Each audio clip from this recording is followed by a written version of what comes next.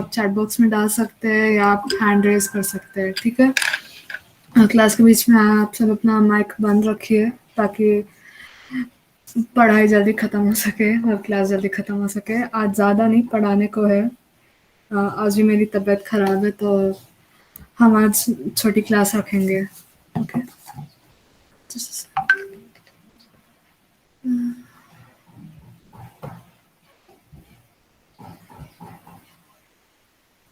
आप लोग को दिख रहा है मेरा screen? Yes ma'am. Okay, yes ma'am. Cool. आज हमारा कॉमन ग्राउंड है।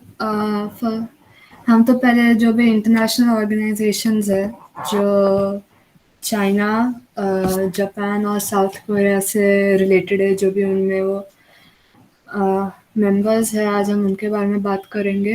Certain UNESCO heritage sites which is also हमारे इंटरनेशनल ऑर्गेनाइजेशन से जुड़ा हुआ है।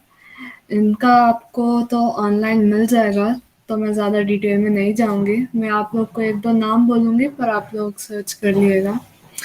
कल हमने वैसे हिस्ट्री पढ़ा था बट आई डिड नॉट, पर मैंने युद्ध के बारे में ज़्यादा बोला नहीं, तो आज जो भी इम्पोर्टेंट वॉर्स है उसमें आज थोड़ा डिटेल में जाएंगे। एंड जो भी ट्रीटीज साइन किए गए हैं वो पढ़ेंगे, and culture and sports basic normal, okay. So international organisations, the most important सबसे पहले आता है यूएन।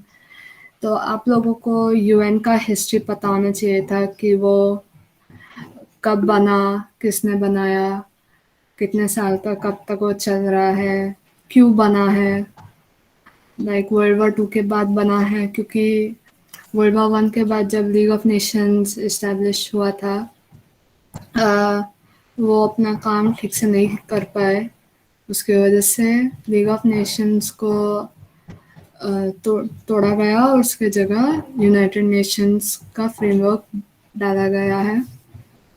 और ये तो आप लोग यूएन के बारे में भी और थोड़ा पढ़ लिए, थोड़ा पढ़ना चाहिए आप लोगों को। इसके बारे में भी आप लोग को प्रश्न पूछे जा सकते हैं।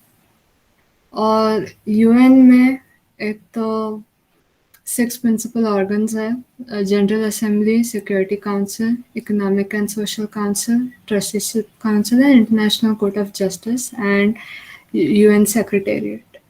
ना वैसे तो हेडक्वार्टर्स न्यूयॉर्क में है, अमेरिका में, बट जैसे international court of justice is in Hague, if I am not wrong, तो उनका हेडक्वार्टर्स भी सब न्यूयॉर्क में नहीं है, तो उसका भी है। आप लोग एक पॉइंट ये नोट कर लो कि वो अलग अलग जगह पे है। That is one. नाउ जो यूएन के 6 प्रिंसिपल ऑर्गन्स है वो डिफर करते हैं उनके स्पेशलाइज्ड एजेंसीज से। What are specialised agencies? Basically जो भी आपके सामने है, जैसे World Bank, World Health Organisation, UNESCO, UNICEF, ये पर्टिकुलर इश्यूज पे अपना काम करते हैं। जैसे अभी पैंडेमिक हुआ, so the pandemic affected everyone in the world, तो World Health Organisation and everyone, और सब लोग जो उस ऑर्गेनाइजेशन में है वो सब एक साथ मिलकर काम कर रहे थे कि अच्छा टू पिन पॉइंट, अच्छा वो पैंडेमिक मतलब कहाँ से आया, चाइना वुहान से आया, how can you prevent it, what are the possible medications for it, etcetera etcetera. Now there are 6 languages, उनके आप नाम याद कर लीजिएगा। फाउंडिंग मेंबर्स और करंट मेंबर्स, इनमें डिफरेंस है। फाउंडिंग मेंबर्स जब यूएन इस्टेब्लिश हुआ था 1945 में, तब कुछ 50 या 51 मेंबर्स थे और अभी कुछ जाके 173 है। Last known member to join UN था साउथ सुडान, और उन 173 मेंबर्स में से भी 5 मेंबर्स है जो परमानेंट बोल सकते हो, या उनके पास ज़्यादा पावर है बाकी कंट्रीज के से कंपेयर करें तो। और 5 कंट्रीज़ है America, United kingdom, France, Russia and China. तो ये 5 कंट्रीज़ बहुत इम्पोर्टेंट है, तो इनका नाम आपको याद करना चाहिए। और जो 6 ऑफिशियल लैंग्वेजेस है उनका भी आप नाम याद कर लो, आप लोग को ऑनलाइन मिल जाएगा। ऐसे आप लोग को क्वेश्चन पेपर में पूछ सकते हैं कि आपको चॉइस देंगे तो बोल सकते हैं कि अच्छा कौन सा ऑफिशियल लैंग्वेज नहीं है। लाइक बहुत बार होता है कि a lot of people confuse German as an official language, पर वो नहीं है। बट लोगों को लगता है कि जर्मन ऑफिशियल लैंग्वेज है, तो वो ट्रिक क्वेश्चन ऐसा आता है। तो ये आप अपने दिमाग में रखिए। फिर एक तो यूएन हो गया, फिर उसके बाद आपका आता है G7। G7 was formed on 25th March 1973 and the members are Canada, France, Germany, Italy, Japan, UK and America। तो जो ये 7 कंट्रीज़ है, ये दुनिया की सबसे वेल्दियस्ट कंट्रीज़ है।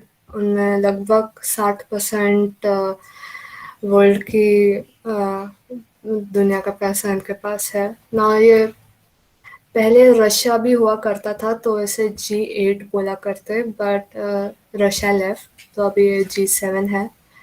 इनका जो भी चेयरपर्सन है उनका आप नोट कर लीजिएगा, आप लोग को ऑनलाइन ये इन्फॉर्मेशन मिल जाएगी। And year and place of the meeting, वो if I am not wrong G7 almost every year मिलते हैं। तो एवरी ईयर डिफरेंट अलग अलग कंट्रीज होस्ट करती है। जैसे फर्स्ट समिट में फ्रांस ने होस्ट किया था इन द ईयर ऑफ 1975। तो इनका भी जो फर्स्ट मीटिंग था और जो लास्ट मीटिंग था उनका सबसे ज़्यादा ध्यान उस पर रखे, सेम विद द चेयरमैन। ना G7 इज प्रिटी एक्सक्लूजनरी, उसके रिस्पॉन्स में G20 आया था 1999 में, where there are more members. Also G7 में आप लोग देखोगे कि एशिया में से सिर्फ जापान है, तो वो भी एक आपको ट्रिक क्वेश्चन पूछ सकते हैं, विच इज द कौन सी एशियन कंट्री है जो G7 का मेंबर है। G20 बना था 26 सितंबर 1999 में, और उनके मेंबर्स आप देख सकते हो स्क्रीन में, Argentina, Australia, Brazil, Canada, China, the European union, France, Germany, India, Indonesia, Italy, Japan, Mexico, Russia, Saudi Arabia, south Africa, south Korea, Turkey, UK and America. इसके साथ भी सेम चेयरमैन में the first and the current chairman का आप नाम याद करिए, and the year and place of meeting, when the first meeting held place and when was the last meeting held place. Now, apart from them, from the G7 or the G20, the G5 and the G10 also exist. आप उनका भी note कर लीजिएगा। Next आता है the list of international organisations, आप लोग और देख सकते हो। तो उसमें G5 है, G10 है, आसियान है। ASEAN is mostly south east Asian countries, और उनमें अलग अलग सब डिविजन्स है, तो उनका नोट कर लीजिए। SAARC, East Asia Summit, Asian Pacific Economic Cooperation. Now NATO and BRICS, पता है, मुझे पता है कि वो यूजुअली यूरोपियन कंट्रीज है, बट मैंने इन्हें यहाँ इंक्लूड किया है क्योंकि अब चाइना जो भी BRI के साथ कर रहा है, उसका बेल्ट एंड रोड इनिशिएटिव जो आपके स्क्रीन में, उसके रिस्पॉन्स में NATO and BRICS are also moving on the economical part of the world, तो वो भी है।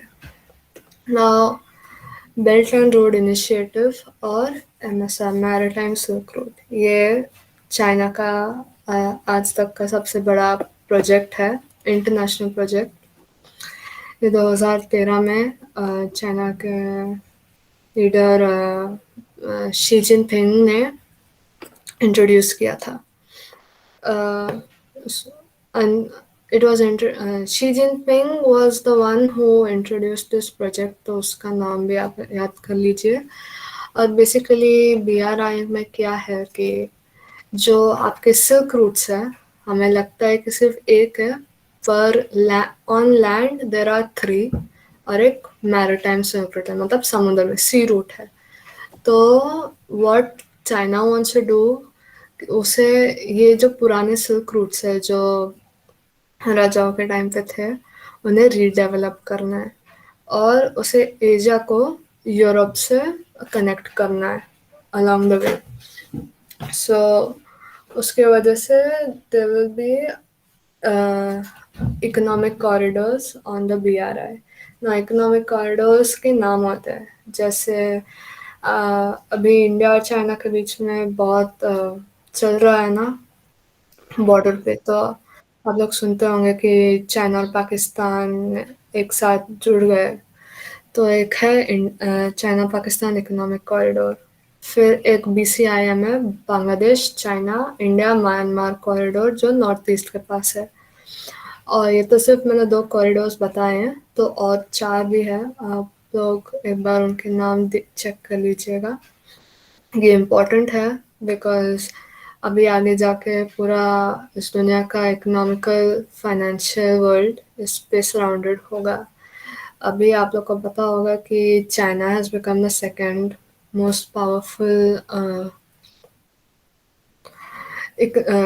economy in the world. It overtook Japan, and उसके वजह से ये Belt and Road Initiative is going to play a huge role. Uh, and it's been financed by the Asian Infrastructure Investment Bank. तो ये एक है. इस पे पर्टिकुलरली अपना थर्ड टाइम दे देना BRI पे, क्योंकि अब आगे जाके कोई भी एग्जाम में ये आएगा, तो उससे अच्छा अभी पढ़ लो. Now basically wars fought.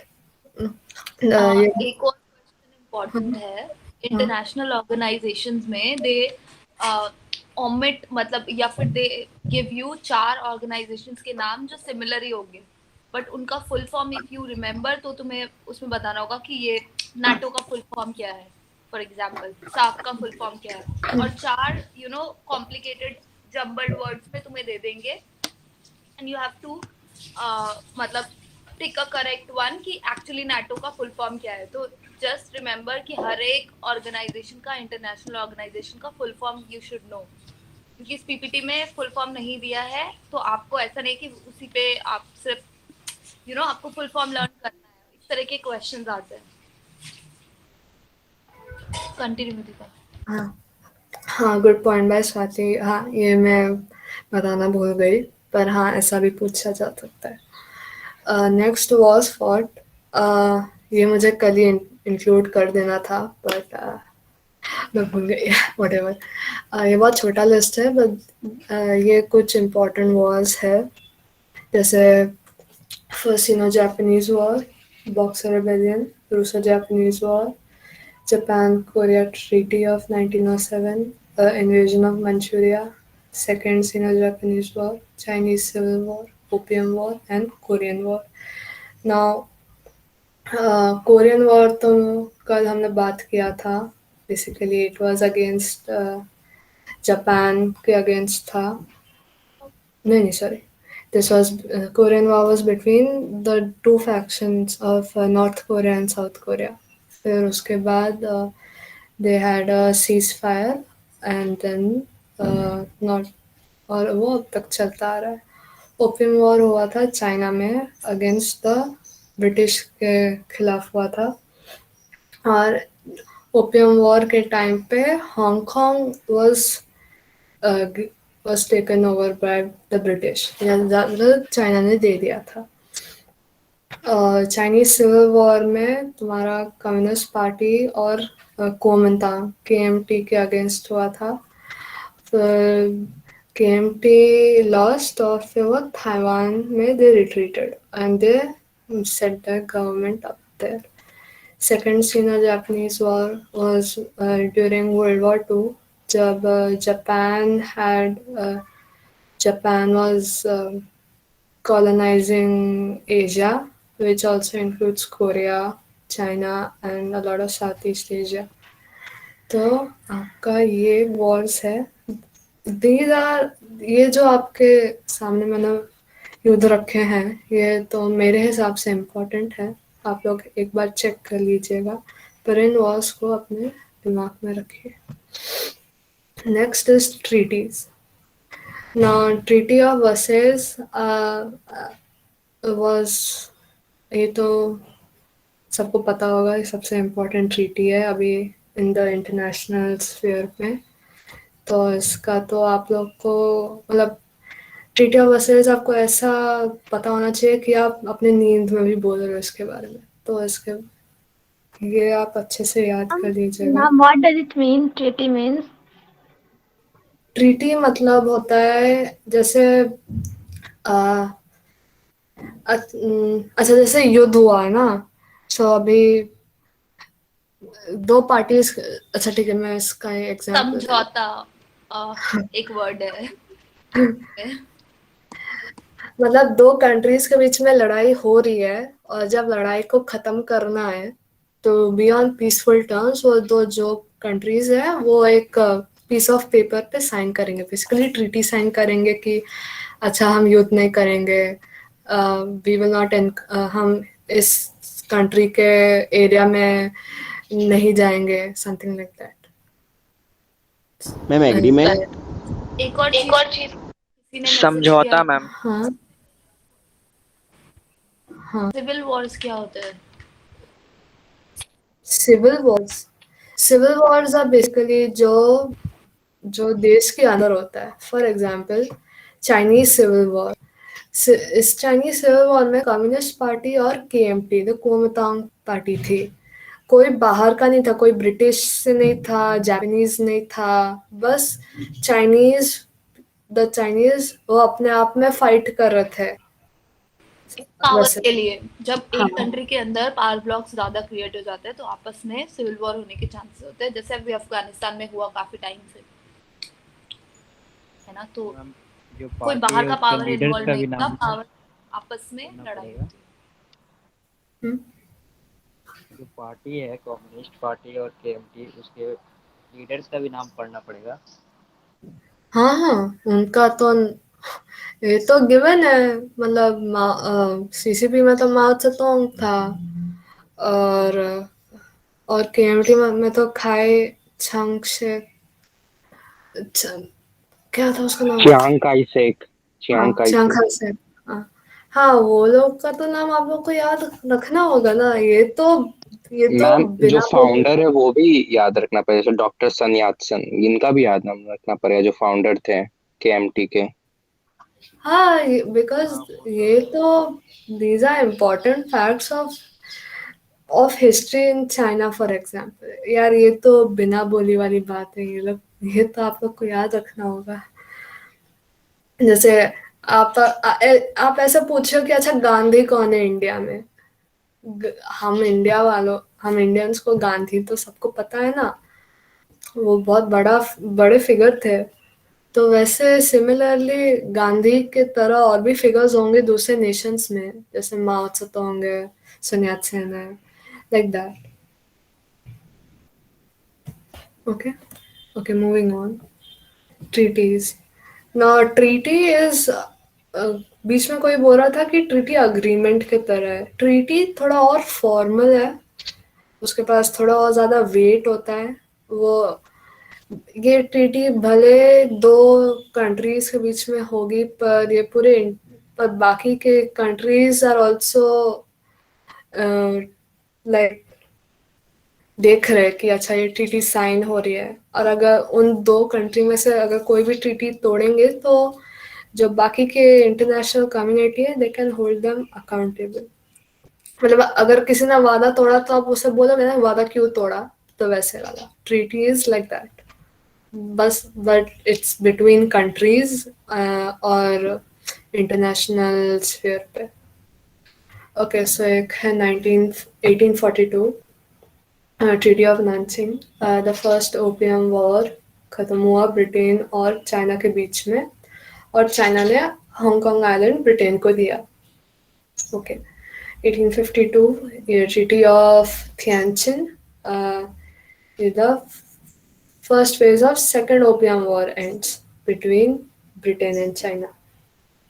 And 1895 treaty of Shimonoseki ends the first Sino-Japanese war between China and Japan. Sino-Japanese से आपको मालूम पड़ जाएगा, Sino is China and Japan is Japan.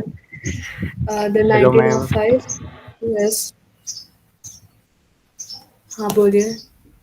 Ma'am कितना पढ़ा दिया गया है? इतना तो है, ये तो कुछ भी नहीं है, मैं तो बहुत काटा है, ये तो मैं बहुत स्ट्रीमलाइन कर रही हूँ। खैर मैंने बोला था क्लास के बीच में मत बोलिएगा मैम प्लीज, पीडीएफ अगर मिल आपके जाएगी? पास कोई डाउट। ये वीडियो यूट्यूब पे हेलो अपलोड हो जाएगा। आप ये मैम वीडियो इसकी पीडीएफ मिल रिकॉर्ड जाएगी? हो रहा है, मैं बोल रही हूँ ये कॉल अभी रिकॉर्ड हो रहा है, ये यूट्यूब पे अपलोड हो जाएगा, वहाँ सब मिल जाएगा। ठीक है पीडीएफ मिल जाएगी मैम इसकी टेलीग्राम ग्रुप पर? ये क्या मीटिंग टेलीग्राम हाँ क्या क्वेश्चन है? उसे पूछा है कि पीडीएफ टेलीग्राम ग्रुप पे मिलेगी कि नहीं। नहीं हम पीडीएफ नहीं, हम यूट्यूब पे आपको मटेरियल पूरा शेयर कर देंगे इस पूरे मीटिंग का, तो आपका कुछ भी सवाल छूट गया है तो वो आप बाद में देख सकते हैं। Okay thank you. ओके और एक हाँ बेसिक चीज सबसे एक्सपेक्टेड है कि सब लोग एटलीस्ट सिलेबस तो देख के आएंगे, राइट? ये जो बेसिक सवाल आ रहे हैं वो इसीलिए आ रहे हैं क्योंकि आप लोग शायद ढंग से सिलेबस भी देख के नहीं आए। मतलब वो तो हमारा काम नहीं है, अगर हम उसमें अटके रहेंगे तो आपको फिर हम आगे का इम्पोर्टेंट चीज़ें नहीं पढ़ा पाएंगे और हमारे पास टाइम ज़्यादा नहीं है। तो आप लोग बेसिक काम अपना बेसिक होमवर्क करके आइए क्योंकि एग्ज़ाम आप लोगों का है। हम लोग बस उसको आपका जो भी नॉलेज है उसको स्ट्रीमलाइन करने का कोशिश करते हैं, उसको एक डायरेक्शन देने का कंप्लीटली इस क्लास पे डिपेंड मत रहिए। यहाँ से आप इम्पोर्टेंट क्या है क्या नहीं है वो समझ पाएंगे, लेकिन अगर आप ये डिपेंडेंट है कि जो क्लास में पढ़ाया गया है उसी बेसिस पे आपको एंट्रेंस निकालना है तो वो पॉसिबल नहीं है। आपको इसके अलावा भी जाके पढ़ना पड़ेगा। जितनी चीज़ें यहाँ पे विदिका ने पढ़ाई हैं उसको आपको पूरा जाके एक्सटेंसिवली और पढ़ना पड़ेगा। ये सारे डिटेल्स इन्फॉर्मेशन पे नोट्स बनाने पड़ेंगे, ये सब आपका खुद का काम है। तो मैं ये हर एक क्लास के लिए बोल रही हूँ, कोई भी आप क्लास करे तो ये आपका बेसिक काम है, ये तो करना ही पड़ेगा, वो हम आपको करके नहीं दे सकते। anyway, विदिका continue. 1905 में treaty of Portsmouth the Russo Japanese war का ख़त्म हुआ। फिर Japan Korea treaty of 1905 basically उस कोरियन एम्पायर के पास जो भी पावर्स थे वो सब जापान ने ले लिया। एंड बेसिकली जब जापान कोरिया के ऊपर राज करना शुरू कर दिया सो कोरिया के पास खुद की कोई पावर्स नहीं थी और वो ख़त्म हुई है 1965 में। 1984 में Sino British joint declaration United Kingdom relinquishes Hong Kong to the People's Republic of China. वो भले ट्रीटी 1984-85 में हुई होगी पर 1997 में Hong Kong officially left the British rule. अब तक हांगकांग का जो भी ट्रीटी बिजनेस है वो अब तक सॉल्व नहीं किया हुआ है। अगर आप लोग न्यूज़ पढ़ते होंगे तो अभी भी हांगकांग में प्रोटेस्ट चल रहे हैं because Hong Kong right now is not directly under the governance of the communist party of China. वो उनका खुद से अभी खुद का गवर्नमेंट है बट चाइना लाइक 50 साल के अंदर हांगकांग को ऑफिशियली अपना पार्ट कर देगा पर हांगकांग सिटीजन्स को वो नहीं चाहिए। तो अभी भी तो ये बहुत मसी है।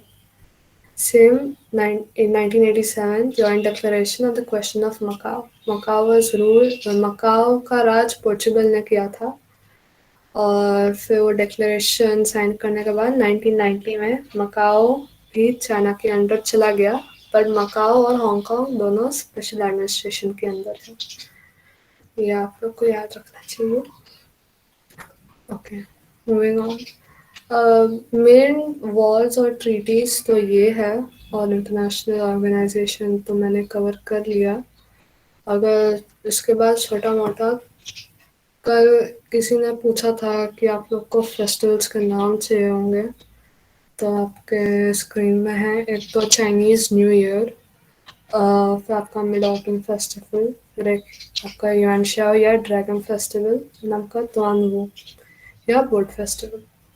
जापान में भी new year, Hanamatsuri. Hanamatsuri is basically flower festival, Japanese floating lantern festival. और साउथ कोरिया में है new year and Chuseok. Chuseok Chuseok बहुत बड़ा फेस्टिवल है कोरिया में, तो ये आपको शायद से पूछा जा सकता है। ओके, ये हुआ। और एक और था आपका कल्चर एंड स्पोर्ट्स। मैंने कल आप लोग को बोल दिया था कि ओलंपिक विनर्स, ऑस्कर विनर्स या ग्रैमी अवार्ड विनर्स, उन सब के तो नाम आपको ऑनलाइन मिल जाएंगे, तो वो आप देख लीजिएगा। वह उसमें मुझे और ये भी ऐड करना है कि वर्ल्ड चैम्पियनशिप्स भी प्ले करते एक रोल। और ऊपर से on the cultural art side में जापान का सबसे बड़ा कल्चरल एक्सपोर्ट है आपका मांगा, एनिमे और वीडियो गेम्स। अभी पैंडेमिक जब से शुरू हुआ है, मांगा has taken over even American comic books, तो आप एक दो के नाम याद कर लीजिएगा। और एनिमे में एक है उसका नाम क्या था, Demon Slayer. It became the उसका मूवी है, it became the highest grossing film in Japan and beat out a Studio Ghibli movie. तो ये नाम भी आप लोग याद कर लीजिएगा। साउथ कोरिया में आप लोग अगर 2017 से के पॉप इंटरनेशनल स्फीयर में बहुत बड़ा होता जा रहा है, तो इतना बड़ा हो गया कि वो यूएन के स्टेज पे भी स्पीच दिया है। तो यूएन में the boy group BTS gave a speech. They are a 7-member Korean band, तो वो भी, ये भी आप याद रख लीजिएगा। फिर साउथ कोरिया और जापान में e sports have taken of, so that's also. और मूवीज में तो आप लोग को पता होगा कि पैरासाइट वन द ऑस्कर इन 2020, तो वो भी है। और चाइना में पिछले साल एक गेम आया है, Genshin impact, which has taken over the world, video game world. तो ये है। आज के लिए बस इतना है। अगर आप लोग के पास कोई डाउट्स है तो आप पूछ लीजिएगा।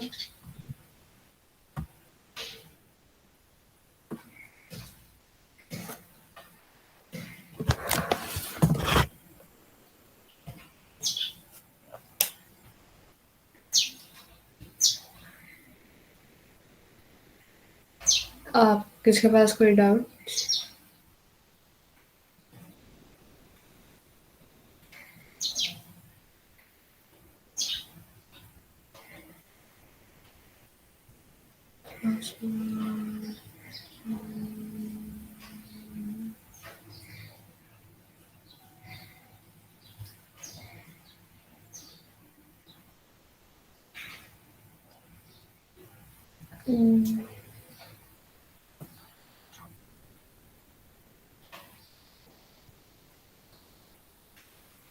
स्वाति?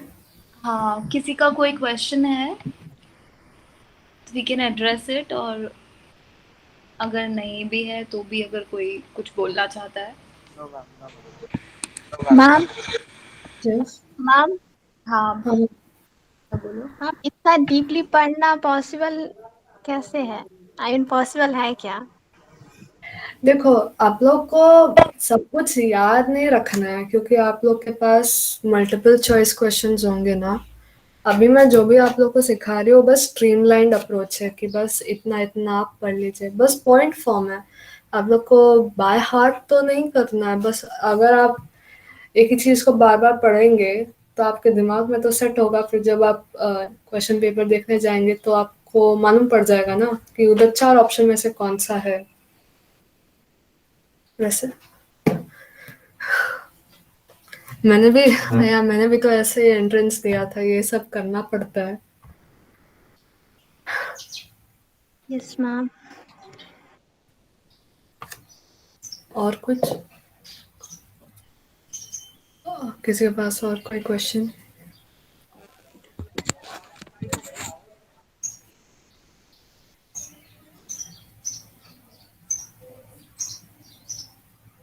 एनीवन? अगर नहीं है तो फिर हम आज की क्लास बंद कर देंगे, मेरी भी तबीयत खराब है इधर।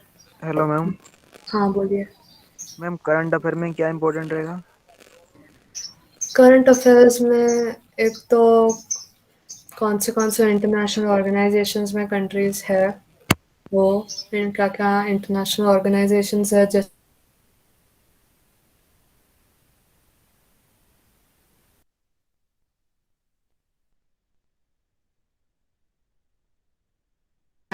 नेटो याद करिए, मेंबर्स याद करिए कि ऑर्गेनाइजेशन कब बने वो याद करिए, उनका चेयरमैन कौन है वो याद करिए, और बेसिक और फिर ट्रीटीज चल रहे जैसे जापान और कोरिया के बीच में अभी भी लैंड डिस्प्यूट हो रहा है, जैसे इंडिया और पाकिस्तान के बीच में कश्मीर पे डिस्प्यूट है, वैसे और कंट्रीज में भी बहुत सारे लैंड डिस्प्यूट्स है, तो वो सब आएगा। अगर आपको चाइना पचे, चाइना और इंडिया के बीच में 2020 में बहुत बॉर्डर पे लड़ाइयाँ मची है, तो वो भी आ सकता है कि कहाँ बची, गालवान में बची थी, तो वैसे पूछा जा सकता है। ओके और कोई और कुछ और कोई प्रश्न?